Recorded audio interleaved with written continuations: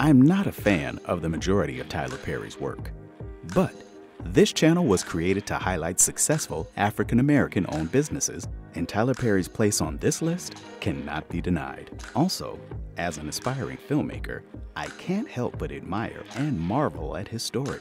The writer, director, and producer of 23 stage plays, 24 films, 15 TV series, an actor in 10 films that he didn't create, author of 2 books, and owner of a production studio, Tyler Perry has established himself as a financially dominant, omnipresent force in the entertainment industry. Before Tyler was Tyler, he was Emmett Perry Jr., born on September 13, 1969, in New Orleans, Louisiana, to Willie Maxine Perry and Emmett Perry Sr. One of the 4 Perry children, Emmett Jr. was a frequent victim of abuse at the hands of Emmett Sr., who also put hands on his mother. Perry even admits to attempting suicide twice as a child, just to get away from the trauma. Having survived the attempts, Perry took other avenues to distance himself, which included legally changing his first name at age 16 from Emmett Jr. to Tyler, the man we know today. The newly renamed Tyler Perry ended up dropping out of high school, but made sure to continue collecting knowledge. At one point, he worked at the Windsor Court Hotel in New Orleans, which just happened to be where the National Association of Television Program Executives held its annual conference. Perry would grab badges left behind after attendees had checked out of their rooms. He used these badges to gain access to several of the gatherings, gaining valuable industry knowledge that he would put to use later. At age 21, Perry left home, moving to Atlanta, Georgia, and stepped out into an unknown future. Tyler Perry was grown and on his own, but the scars from his abusive childhood remained. This created a whirlwind of pain and anguish inside his head that he had absolutely no idea how to deal with. Then, while watching The Oprah Show, he had a moment where it seemed she was speaking directly to him. Oprah mentioned that writing things down could be cathartic. With his education consisting of a GED, Perry did not know what cathartic meant, but once he added the word to his vocabulary, he started writing letters to himself, detailing the abuse he had suffered. He wasn't ready to talk about it, so he used different names and developed different characters to represent his many thoughts, feelings, and experiences. He didn't even realize what he'd created until he finally shared the letters with a friend who remarked how he thought that it was a pretty good play. This coincided with Perry's developing interest in live theater, which came about as a result of his being broke. Perry would watch a lot of theater that targeted the African-American audience by sneaking in the theater during intermission, when the audience would step outside for a smoke break. These plays weren't always the best and often had low production value, but watching the many second-half fragments gave Tyler the belief that he could do this. He then set out to create theater that would elevate the art form while remaining relatable to his target audience. By 1992, the letters Perry had written to himself had become his first play. I Know I've Been Changed was a gospel musical that dealt with child abuse and dysfunctional families, something Perry was well acquainted with. He would then save every available penny from his 2 jobs as a bill collector and a used car salesman and stack tax returns from each year, eventually amassing $12,000. Perry then rented the 14th Street Playhouse in Atlanta, Georgia for the debut of his play, and prepared to take his first step towards success. However, approximately 30 people showed up, most of which were personal acquaintances of Perry himself. Perry, who was sure this was going to be a smash, was crushed, and this seemed to be the end of his dream. Fortunately, one of the 30 people in attendance wanted to invest in Perry's show. This began a cycle. For the next 5 years, Perry would rework his script, quit his job after not getting enough time off to produce the show, put the show back on stage once that year, fail miserably, then meet yet another promoter who would help put on the show the following year. This was a physically, mentally, and financially draining process, during which Perry endured stretches of homelessness, often sleeping in his convertible Geo Metro, a difficult task for a 6-foot 5-inch man. By 1998, Perry was tired of this soul-crushing cycle and simply wanted to work a job with decent benefits for a meager yet steady paycheck. However, His friends convinced him to try the play one more time, which he begrudgingly did on March 12, 1998 at the House of Blues. But this time, the show played out to a sold-out crowd, not only that night, but the next 7 as well, before moving from the 2,600-seat House of Blues to the 4,600-seat Fox Theater and eventually touring until 2000. It appeared that Perry's fortune, much like the title of his play, had indeed been changed. In I Know I've Been Changed, Tyler Perry played the role of Joe, an elderly man who was not afraid to speak his mind, leading Perry to wonder what other outrageous characters he could portray.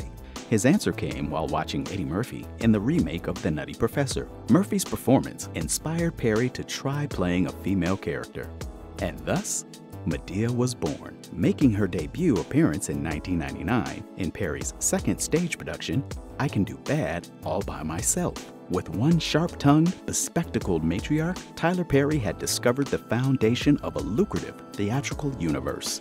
In 2001, Perry opened his third play, Diary of a Mad Black Woman. This production would eventually become a pivotal point in Tyler Perry's career, thanks in large part to two people, Chuck Lorre and Oprah. Let me explain.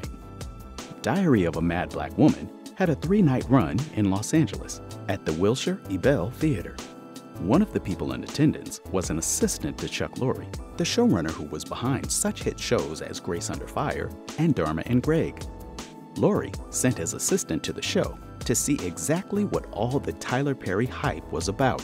After hearing back from the assistant, Lorre wanted to develop a sitcom revolving around Perry and pitched it to the networks.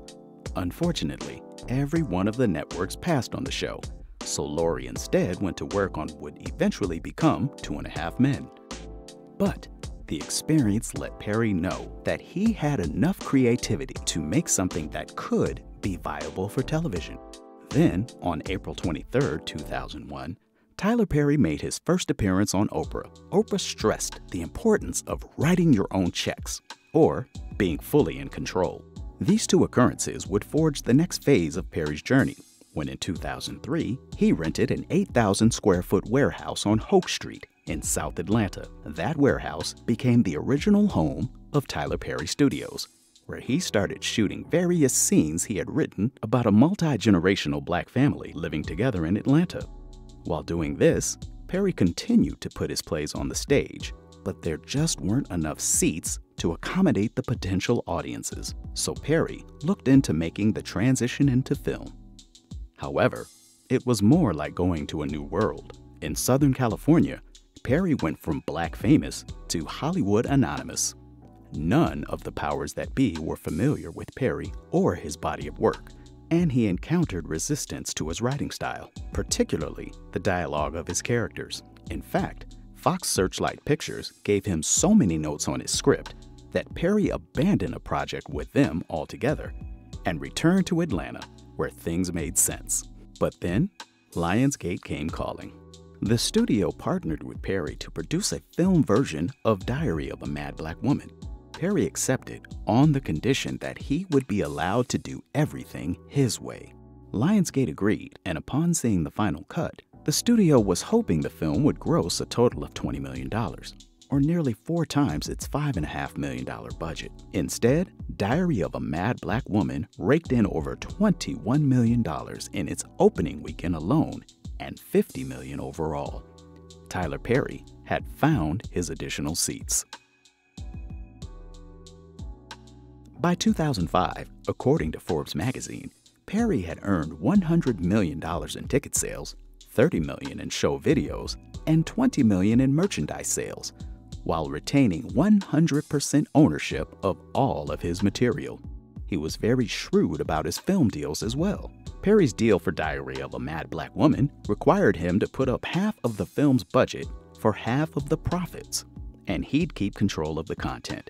And in exchange for Perry paying 12.5% of his cut in distribution costs and all of the marketing costs, Perry would eventually own all of the material outright. This was genius, since Perry already had a large enough following to keep the marketing costs to a minimum. Despite the success of Diary of a Mad Black Woman, The studio still saw Perry as a fluke, but he proved otherwise. He moved his production company to a 66,000 square foot building on Krog Street. He would later purchase the land from Atlanta Stageworks for a reported $7 million. From this location, Perry began an aggressive schedule of churning out the Madea films, filming 11 of them over the next 14 years.